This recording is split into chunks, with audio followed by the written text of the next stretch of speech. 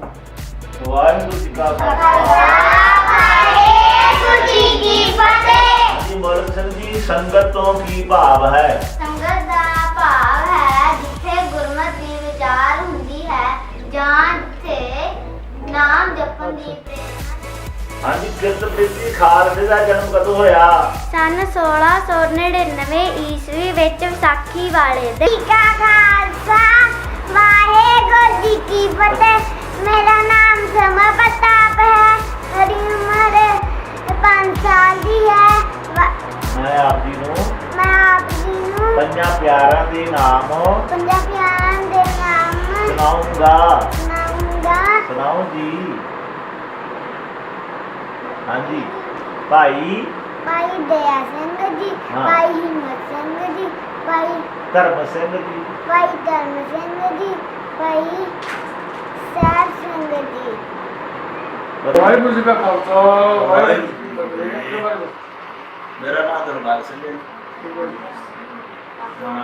ਮੇਰਾ ਆਪਾਂ ਇਹ ਕਰੀ ਸੀ, ਮੇਰਾ ਜਨਮ ਸਿੱਖਾਂ ਦੇ ਘਰ ਹੋਇਆ ਤੇ ਮੈਂ ਗੁਰਤੀ ਜਿਹੜੀ ਆ ਉਹ ਗੁਰਬਾਣੀ ਦੀ ਮਿਲੀ ਸੀ ਤੇ ਵੱਡੇ ਵਡੇਰੇ ਗੁਰਦੁਆਰਾ ਸਾਹਿਬ ਜਾਂਦੇ ਸੀ, ਉਹਨਾਂ ਵੱਲ ਦੇਖ ਕੇ ਲੱਗਣ ਲੱਗੀ।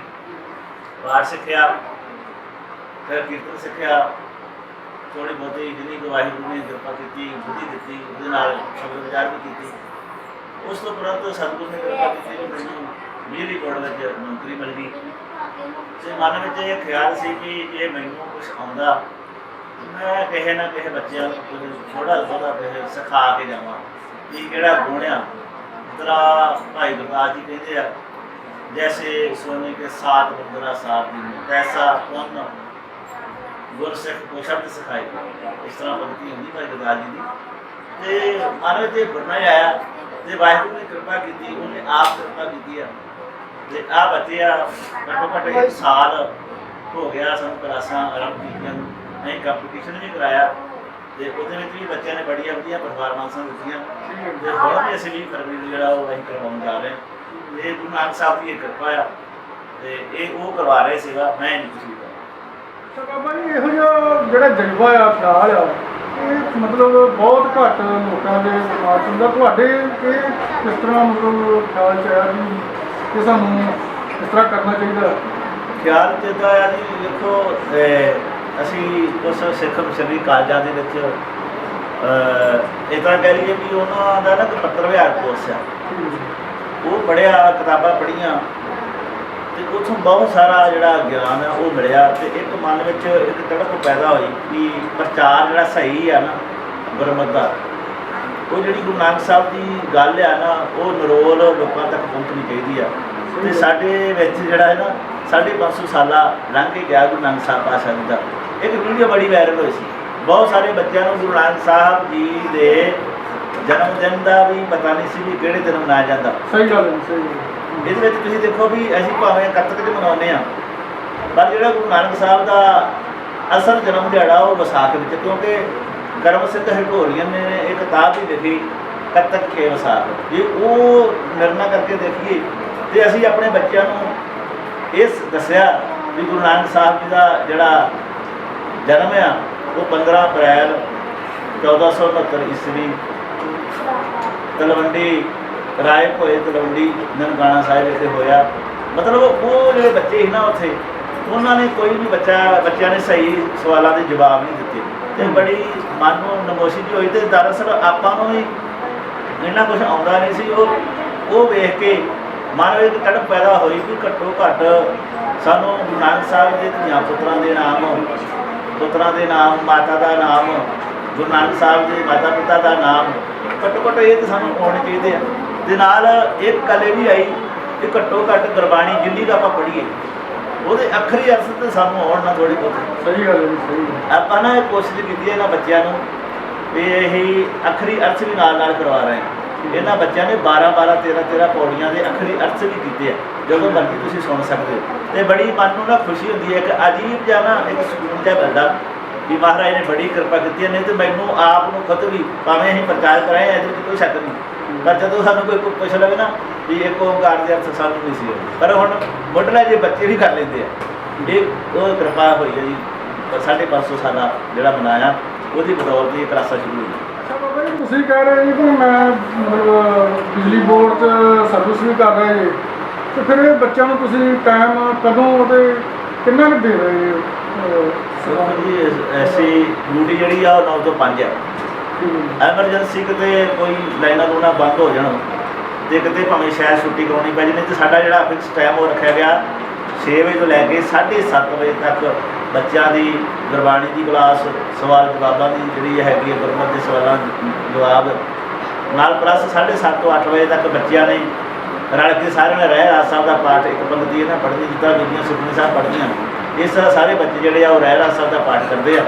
ਉਸ ਤੋਂ ਉਪਰੰਤ ਅਰਦਾਸ ਵੀ ਬੱਚੇ ਕਰਦੇ ਆ, ਤੇ ਸੋਹਿਲਾ ਸਾਹਿਬ ਦਾ ਪਾਠ, ਸੁਖ ਆਸਨ ਵੀ ਬੱਚੇ ਕਰਦੇ ਆ। ਦੇਖੋ ਜੀ, ਸਾਡੇ ਮਨ ਨੂੰ ਤਾਂ ਬੜੀ ਖੁਸ਼ੀ ਹੋਈ ਆ ਕਿ ਤੁਸੀਂ ਨਾਲ ਸਰਵਿਸ ਕਰ ਰਹੇ, ਨਹੀਂ ਤੇ ਵੇਖਿਆ ਵੀ ਲੋਕੀ ਸਰਵਿਸ ਕਰਨ ਤੋਂ ਬਾਅਦ ਥੱਕ ਹਾਰ ਕੇ ਆਣ ਕੇ ਨਵੇਂ ਪੈ ਜਾਂਦੇ ਆ ਜਾਂ ਹੋਰ ਕੋਈ ਕੰਮ ਕਰਨ ਲੱਗ ਪੈਂਦੇ, ਪਰ ਤੁਸੀਂ ਇੱਕ ਵੱਖਰਾ ਉਪਰਾਲਾ ਕਰ ਰਹੇ ਜੀ। ਇਹ ਜੀ ਬੱਚੇ ਆ ਕੇ 6 ਵਜੇ, ਮੈਂ ਕਈ ਵਾਰੀ ਲੇਟ ਹੋ ਜਾਂਦਾ ਤੇ ਬੱਚੇ ਆ ਕੇ ਬੈਠੇ ਹੁੰਦੇ ਨੇ, ਜਦੋਂ ਮੈਂ ਇਹਨਾਂ ਮੈਨੂੰ ਪਾਣੀ ਵੀ ਨਹੀਂ ਪੀਣ ਦਿੰਦੇ, ਚਲੋ ਅੰਕਲ ਜੀ, ਪਰ ਉਦੋਂ ਪਿਆਸ ਜਿਹੜੀ ਆ ਜਾਂਦੀ ਐਨਰਜੀ ਜਿਹੜੀ ਹੈ ਨਾ, ਇਹ ਬੱਚੇ ਮਤਲਬ ਅੱਜ ਕੱਲ੍ਹ ਲੱਗ ਰਿਹਾ ਵੀ ਜਿਹੜੀ ਆਪਣੀ ਨਵੀਂ ਪੀੜ੍ਹੀ ਹੈ, ਬੱਚੇ 17-18 ਸਾਲਾਂ ਦੇ ਜਾਂ 18 ਸਾਲਾਂ ਦੇ, ਉਹ ਆਪਣੇ ਸਿੱਖੀ ਨਾਲੋਂ ਕਾਫੀ ਜ਼ਿਆਦਾ ਟੁੱਟਦੇ ਜਾ ਰਹੇ ਨੇ, ਤੇ ਤੁਸੀਂ ਜੋ ਉਪਰਾਲਾ ਕਰ ਰਹੇ, ਪਰ ਇਹ ਚਿੰਤਾ ਦਾ ਵਿਸ਼ਾ ਹੈ।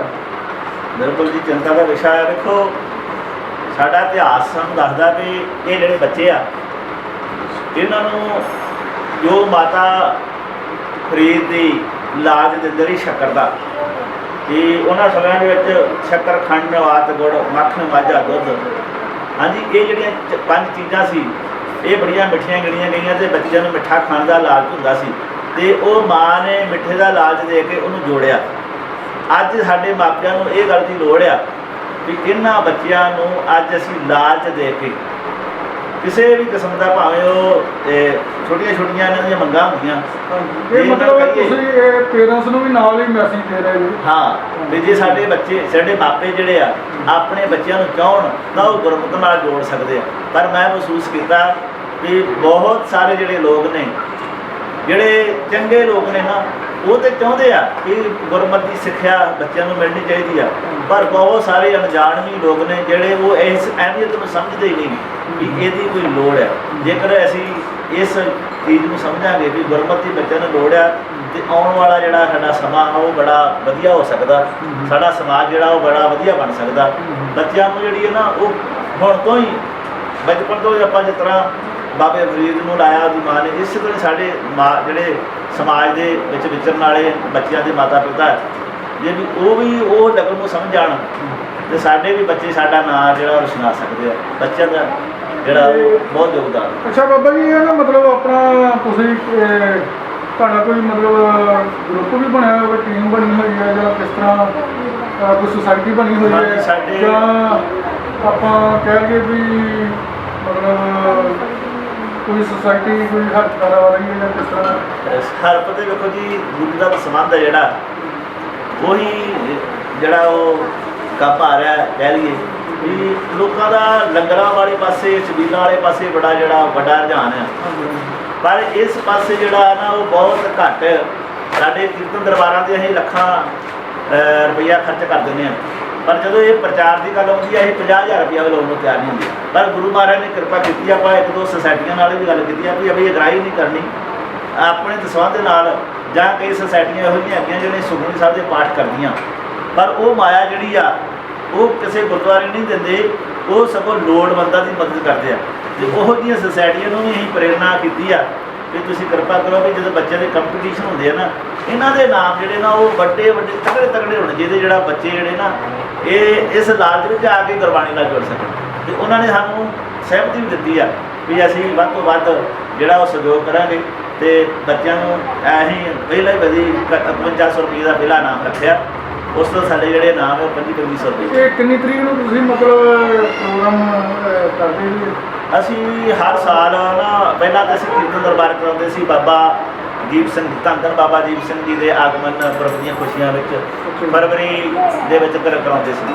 ਅਸੀਂ ਉਹ ਕੀਰਤਨ ਦਰਬਾਰ ਨੂੰ ਇਸ ਮੁਕਾਬਲਿਆਂ ਵਿੱਚ ਤਬਦੀਲ ਕਰ ਦਿੱਤਾ ਵੀ ਅਸੀਂ ਕੀਰਤਨ ਦਰਬਾਰ ਨਾਲ ਜਿਹੜੀ ਜਿੰਨੀ ਐਨਰਜੀ ਆ, ਜਿੰਨੀ ਮਾਇਆ ਆ ਉਹ ਸਾਰੀ ਇਹਨਾਂ ਬੱਚਿਆਂ ਦੇ ਖਰਚ ਕੀਤੀ ਜਾਵੇ, ਤਾਂ ਜੋ ਸਾਡਾ ਜਿਹੜੇ ਬੱਚੇ ਆ ਘੱਟੋ ਘੱਟ 10 ਬੱਚੇ ਵੀ ਸਾਲ ਵਿੱਚ ਗੁਰਬਾਣੀ ਨਾਲ ਜੁੜ ਗਏ, ਇਹਨਾਂ ਨੂੰ ਜਪਜੀ ਸਾਹਿਬ ਦਾ ਪਾਠ ਯਾਦ ਹੋ ਗਿਆ, ਜ਼ਬਾਨੀ ਵਿਸਰਾਮਾ ਸਾਹਿਤ, ਇਹਨਾਂ ਨੂੰ ਰਹਿਰਾਸ ਸਾਹਿਬ ਦਾ ਪਾਠ ਜ਼ਬਾਨੀ ਯਾਦ ਹੋ ਜਾਵੇ, ਇਹਨਾਂ ਨੂੰ ਆਨੰਦ ਸਾਹਿਬ ਦਾ ਪਾਠ ਜਿਹੜਾ ਜ਼ਬਾਨੀ ਯਾਦ ਹੋ ਗਿਆ। ਅਸੀਂ ਉਮਰ ਹੱਦ ਰੱਖੀ ਆ 12 ਸਾਲ ਤੱਕ। ਇਹ ਛੋਟੇ ਬੱਚੇ ਆ, ਇਹ ਝੜਕ ਵੀ ਝੱਲ ਲੈਂਦੇ ਆ ਤੇ ਮਤਲਬ ਇਹ ਕਵਰ ਵੀ ਛੇਤੀ ਕਰ ਦਿੰਦੇ ਆ। ਅੱਛਾ ਬਾਬਾ ਜੀ, ਇੱਕ ਸਵਾਲ ਹੋਰ ਹੈ, ਜਿਹੜੇ ਸਾਡੇ ਗੁਰੂ ਗ੍ਰੰਥ ਸਾਹਿਬ ਜੀ ਹੈ, ਇਹ ਤਾਂ ਸਰ ਦੇ ਮਤਲਬ ਬਹੁਤ ਸਾਰੇ ਵਰਲਡ ਦੇ ਸਾਰੀ ਦੁਨੀਆ ਦੇ ਸਾਂਝੇ ਗੁਰੂ ਨੇ, ਹੈ ਨਾ, ਤੇ ਸਾਂਝਾ ਉਪਦੇਸ਼ ਹੈ, ਤੇ ਇਹਨਾਂ ਬਾਰੇ ਕੁਝ ਦੱਸੋ। ਦੇਖੋ ਜੀ, ਗੁਰੂ ਸਾਹਿਬ ਨੇ ਤੇ ਹਰ ਇੱਕ ਧਰਮ ਦੇ ਲੋਕਾਂ ਨੂੰ ਖੱਤਰੀ ਬ੍ਰਾਹਮਣ ਸ਼ੂਦਰ ਦਾ ਉਪਦੇਸ਼ ਕਰਨਾ ਨੌ ਵਰਨਾ ਨੂੰ ਸਾਂਝਾ, ਜਿਹੜਾ ਮਰਜ਼ੀ ਪੜ੍ਹ ਲਵੇ, ਖੱਤਰੀ ਪੜ੍ਹ ਲਵੇ, ਬ੍ਰਾਹਮਣ ਪੜ੍ਹ ਲਵੇ, ਵੈਸ਼ ਪੜ੍ਹ ਲਵੇ, ਸ਼ੂਦਰ ਪੜ੍ਹ ਲਵੇ, ਉਹ ਸਾਨੂੰ ਦੱਸ ਦਿੰਦੀ ਹੈ ਗੁਰਬਾਣੀ। ਉਪਦੇਸ਼ ਸਤਿਗੁਰੂ ਦਾ ਸਾਨੂੰ ਦੱਸਦਾ ਕਿ ਇੱਕ ਪਿਤਾ ਇੱਕ ਸਕੇ ਹੰਬਾਰ, ਅਸੀਂ ਉਸ ਪਿਤਾ ਦੇ ਪੁੱਤਰ ਤੇ ਇਹ ਉਪਦੇਸ਼ ਜਿਹੜਾ ਸਾਰੇ ਵਰਗਾਂ ਨੂੰ ਸਾਂਝਾ ਹੈ। ਅਸੀਂ ਸਾਰਿਆਂ ਨੇ ਬਾਣੀ ਪੜ੍ਹਨੀ ਆ, ਇਹ ਸਾਰਿਆਂ ਦੀ ਬਾਣੀ ਆ, ਇਹ ਮਨੁੱਖਤਾ ਵਾਸਤੇ ਆ, ਨਾ ਕਿ ਇਕੱਲੇ ਸਿੱਖਾਂ ਵਾਸਤੇ ਵੀ। ਹਿੰਦੂ ਵੀ ਪੜ੍ਹ ਸਕਦਾ, ਸਿੱਖ ਵੀ ਪੜ੍ਹ ਸਕਦਾ, ਜਿਹੜੇ ਸਾਂਝੀ ਗੁਰਬਾਣੀ। ਤੇ ਇਹ ਪੜ੍ਹਾਂਗੇ ਤੇ ਸਾਡਾ ਜਿਹੜਾ ਨਾ ਅੰਦਰੋਂ ਅਸੀਂ ਸਾਨੂੰ ਇੱਕ ਸੰਤੁਸ਼ਟੀ ਹੋਵੇਗੀ। ਜਿਹੜੇ ਲੋਕ ਮਰ ਕੇ ਮੁਕਤੀ ਲੱਭਦੇ ਆ, ਅਸੀਂ ਤੇ ਜਿਉਂਦੇ ਜੀ ਮੁਕਤ ਹੋ ਜਾਣਗੇ।